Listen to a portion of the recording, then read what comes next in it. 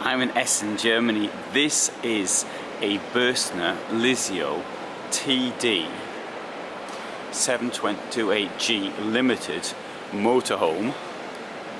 A van which will cost you 71,310 euros. Basic price, kick-off price is 59,110. It is 749 centimeters long, 230 wide, 299 high, and ready to go. It's 3,108, including the drive, a bit of fuel and a bit of petrol, leaving a bit of diesel, I should say. 392 kilos of payload. So it's got it's ready for 4 people. Got the size of the beds, and one of which is an option. And the optional one is the roof, which is 2 meters by 135 centimeters. Now let's have a look first of all at the optional bed. So let's walk in and see it. Now the question is, how much space is there under it? Well, I'm going to demonstrate how much space there is under it. There's me, there's the bed, and you can get my hand up like that.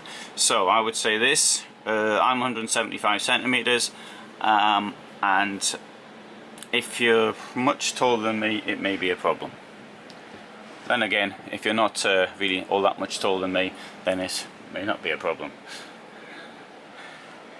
Let's have a look around. Okay, so in this case, this vehicle's on a Fiat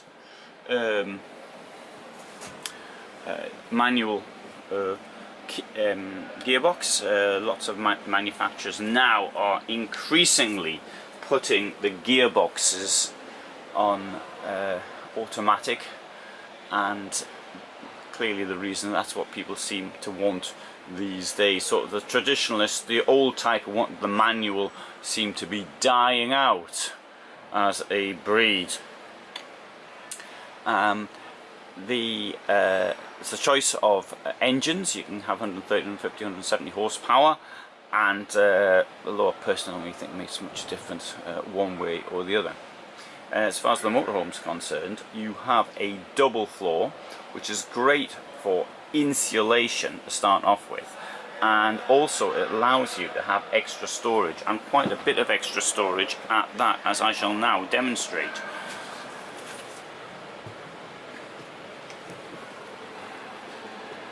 You can see down there, got quite a lot. There, I've got my foot in.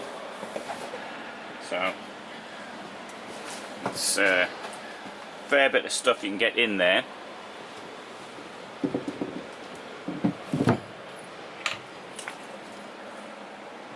And as I come down here, I'll show you what we've got down here as well.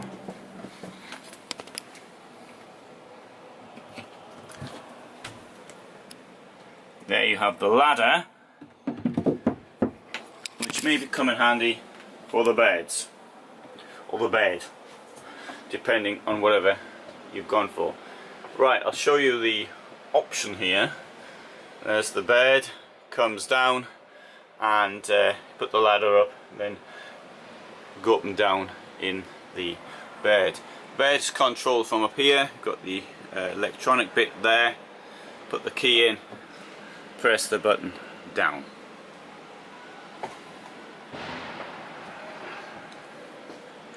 You've got here your gas cabinet, not your gas cabinet, sorry, where you control the gas from. So it's easy to get to, and if you want to turn your gas off as the vehicle's moving, you can do it from there, as you're supposed to do. There you have the drawers.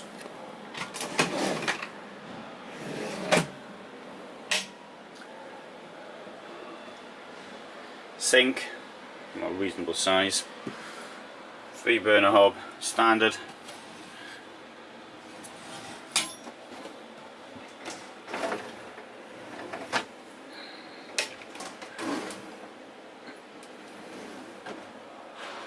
Automatic fridge, tower fridge.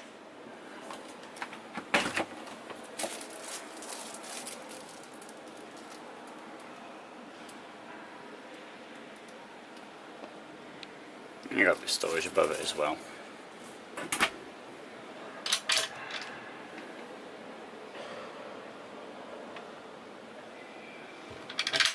Beside this, there's also more storage. T-shirts, underpants and things and go in there.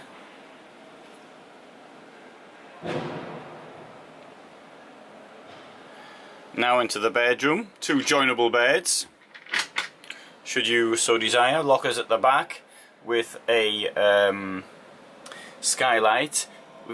In this case we've got the night position. You've got this blind here which comes down, and you can, I say night position, maybe this is more of a day position when I think about it, maybe in strong sunlight.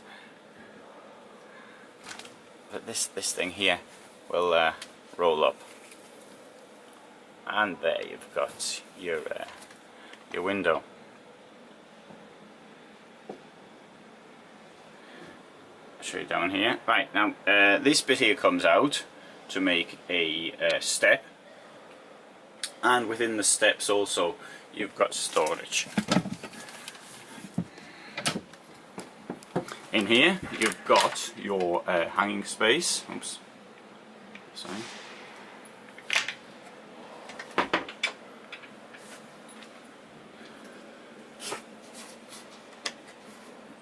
We haven't got the light's not connected, but there's a light in there as well should it be necessary. And on the other side there's something very clever. I really like this thing here.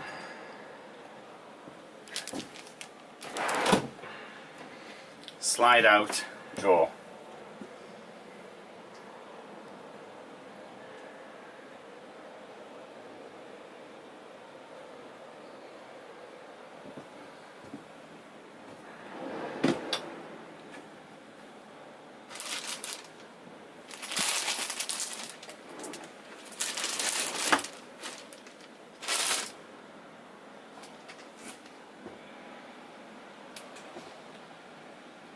Here we've got a slider to divide the bedroom from the rest of the van. Sensibly, it's got the toilet on the other side. The reason I say sensibly is because I think if you'd use the division if somebody were actually in there, and so both sides, but person here, person in there, can also get to the toilet relatively easily at night. Should that be what you want to do? I mean, sometimes people say they want this here so that they can be on a campsite, and they sort of, or even wild camping, they get more privacy. I'll open the door so you can see the separate shower.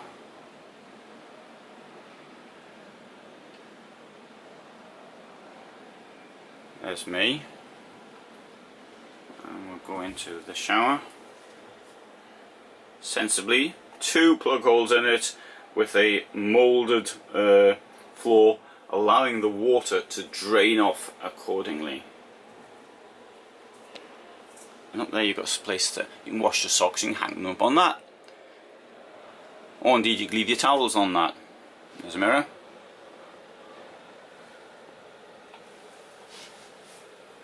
And there's this.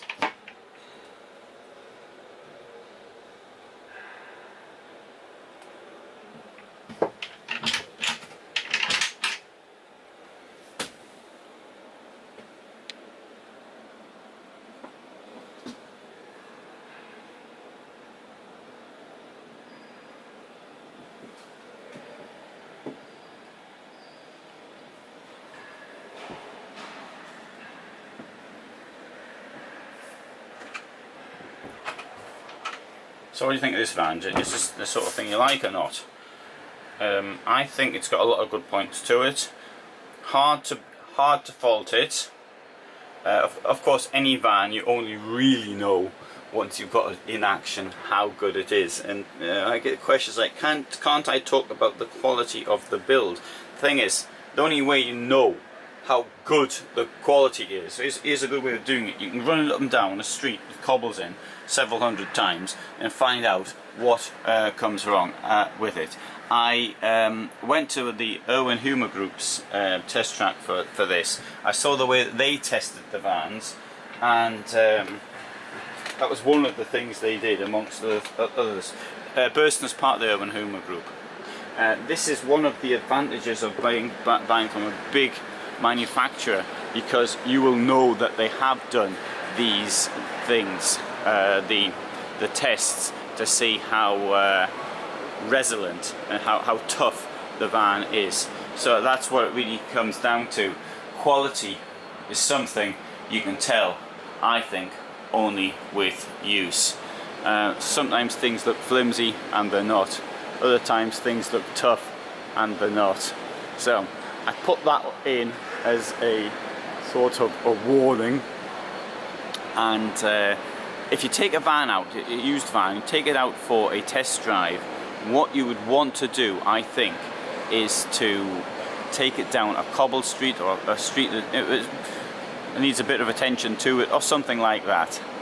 Anyway, with that in mind, this is the Burstner Limited TD728G Limited at Essen, and I hope you found that of interest, and I think it's a nice van.